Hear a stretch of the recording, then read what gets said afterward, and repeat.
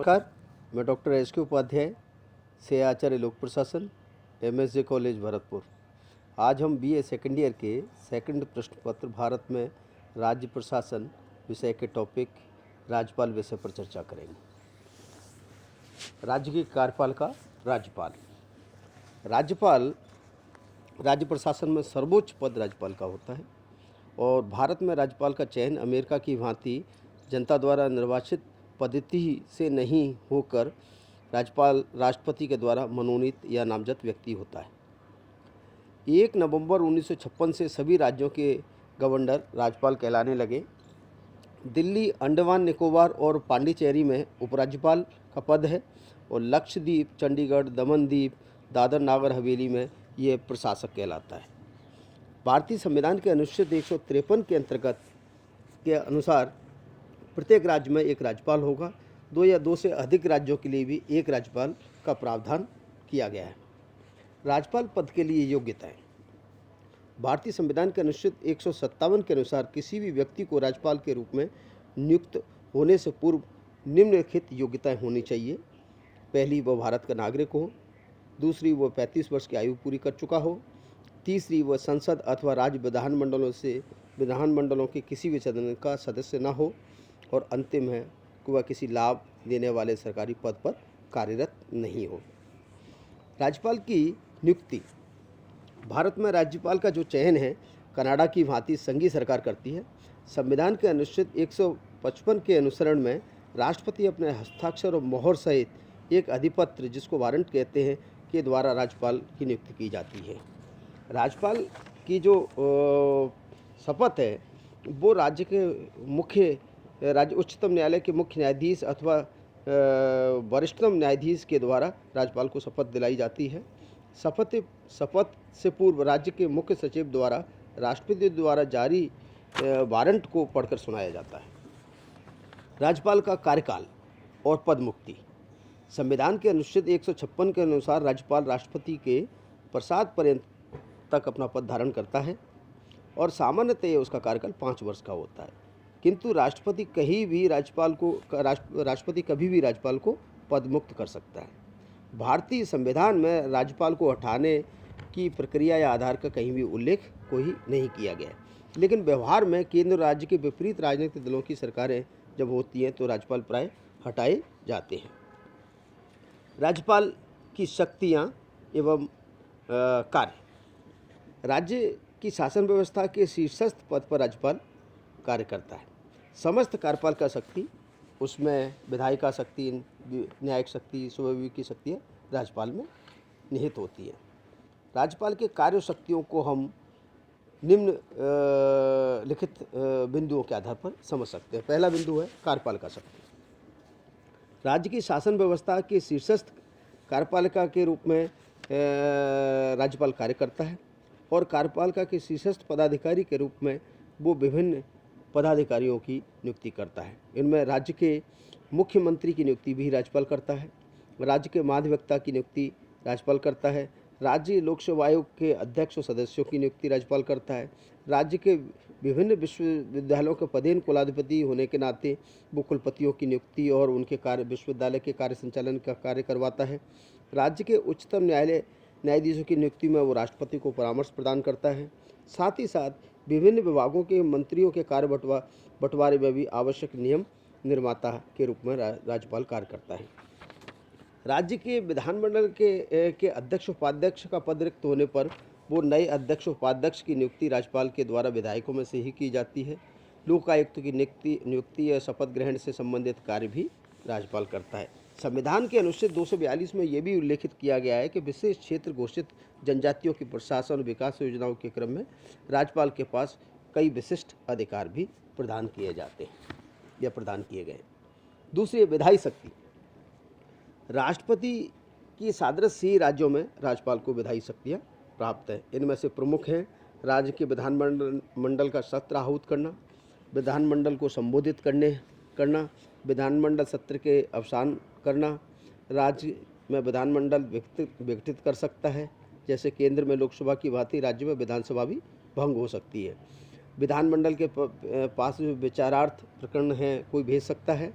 इसके अलावा जिस प्रकार से राष्ट्रपति को अनुच्छेद भारतीय संविधान के अनुच्छेद 123 के अनुसरण में जो ऑर्डिनेंस की अध्यादेश की शक्ति है, वो है राज्यपाल को भारतीय संविधान के अनुच्छेद 213 के अंतर्गत संसदीय क्षेत्र में अध्यादेश जारी करने की शक्ति प्राप्त है। जब विधानसभा अथवा विधानमंडल सत्र में नहीं हो, किसी विषय पर विधान की आवश्यकता हो, तो राज्यपाल इस प्रकार के अध्यादेश के माध्यम से विधान निर्माण में सहभागिता निभाता है। न्यायिक शक्तियाँ। अनुच्छेद 161 के अनुसार राज्यपाल को किसी भी अपराध के लिए दोष सिद्ध किसी व्यक्ति के दंड को क्षमा करना, उसको लघुकरण करना, उसका परिहार करना, विराम करना या प्रतिबिंब करने की शक्ति प्राप्त है। राज्यपाल और राष्ट्रपति को ये न्यायिक शक्तियाँ मूलतः न्यायिक भूलों को सुधारने के लिए मिली हुई है। राज्यपाल को मृत्युदंड को क्षमा करने और कोर्ट मार्शल के दंड को क्षमा करने की शक्ति राष्ट्रपति की तरह प्राप्त नहीं है। स्वविवेक की शक्तियाँ। जो निर्णय राज्यपाल को राज्य के राजनीतिक प्रशासनिक परिस्थितियों को देखते हुए अपने विवेक के आधार पर लेने होते हैं, करने होते हैं, उनको स्वविवेकी शक्तियाँ कहते हैं। तो राज्यपाल को बहुत सारी स्वविवेकी शक्तियाँ प्राप्त हैं। संविधान के अनुच्छेद 163 के प्रावधान 2 के अनुसार राज्यपाल अपने विवेकानुसार किए गए कार्य की विधि मान्यता पर कोई भी प्रश्न नहीं उठा सकता है राज्यपाल की। साथ ही साथ अनुच्छेद 163 के भाग 3 के में ये प्रावधान किया गया है कि इस प्रश्न की किसी भी न्यायालय में जांच नहीं की जाएगी कि क्या मंत्रियों ने राज्यपाल को सलाह दी, यदि दी तो क्या थी। इसकी कोई न्यायगत कहीं भी कोई मामला उल्लेखित नहीं किया जा सकता। तो स्वविवेकी शक्तियों में राज्यपाल की जो प्रमुख शक्तियाँ हैं वो है मुख्यमंत्री की नियुक्ति, मंत्रिपरिषद को अपदस्थ करना, विधानसभा विघटन करना, राज्यों में आपातकाल हेतु राष्ट्रपति को परामर्श देने, ये स्वविवेकी शक्तियों में। सामान्यतः तो मुख्यमंत्री की जो नियुक्ति है, राज्यपाल बहुमत दल के नेता को मुख्यमंत्री बनाता है, लेकिन कई बार ऐसी परिस्थितियाँ आ जाती है जिसमें सरकार बनाने के लिए किसी भी दल को स्पष्ट बहुमत नहीं होता है, तब स्वविवेकी शक्तियों का राज्यपाल प्रयोग करता है। लेकिन प्रथा यही है कि सबसे बड़े दल के नेता को पहले बुलाया जाता है, या उससे पहले कोई संयुक्त गठबंधन हो तो उसको बुलाना चाहिए। इस प्रकार की परंपरा है।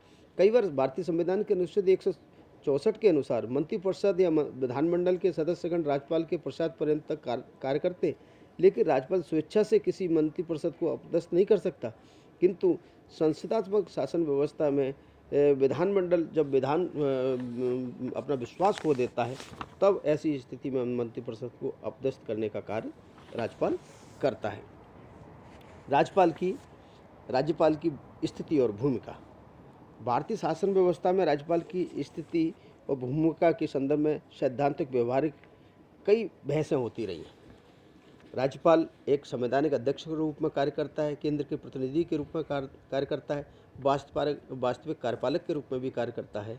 इस प्रकार की स्थिति और भूमिका राज्यपाल के संदर्भ में रही है। संवैधानिक अध्यक्ष के रूप में, जैसा कि संसदीय शासन प्रणाली में राज्य के राज्यपाल को एक संसदीय शासन का प्रमुख बनाया गया है, राज्य का प्रमुख बनाया है। कार्यपाल का विधायी न्यायिक सभी शक्तियाँ राज्यपाल में निहित हैं और राज्यपाल अपने मंत्रिमंडल के माध्यम से, उसके परामर्श से इन शक्तियों का उपयोग करता है।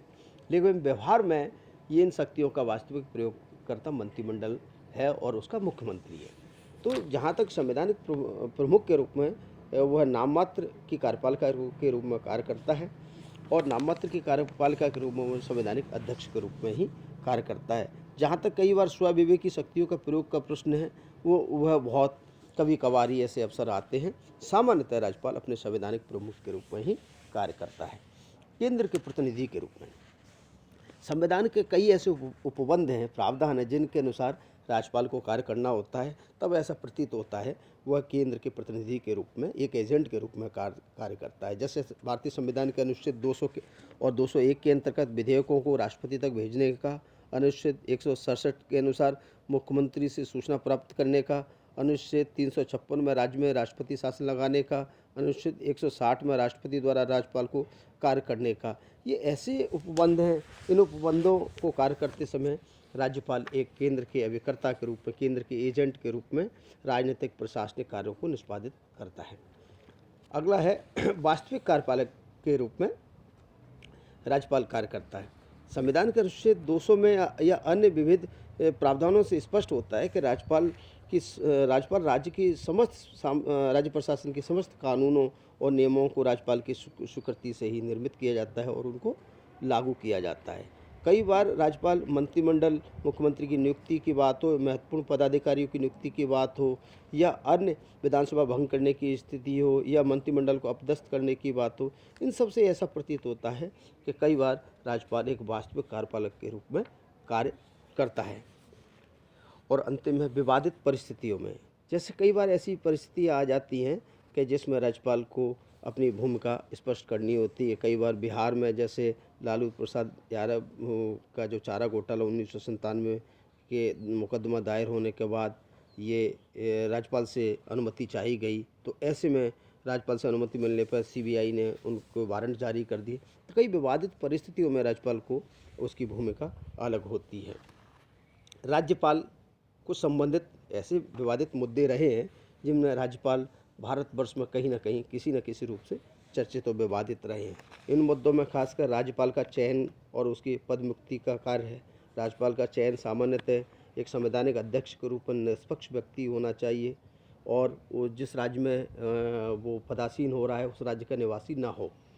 लेकिन कई बार ये देखा गया है कि राज्यपाल के रूप में राजनेताओं, प्रशासकों, सैन्य अधिकारियों को नियुक्त किया जाता है।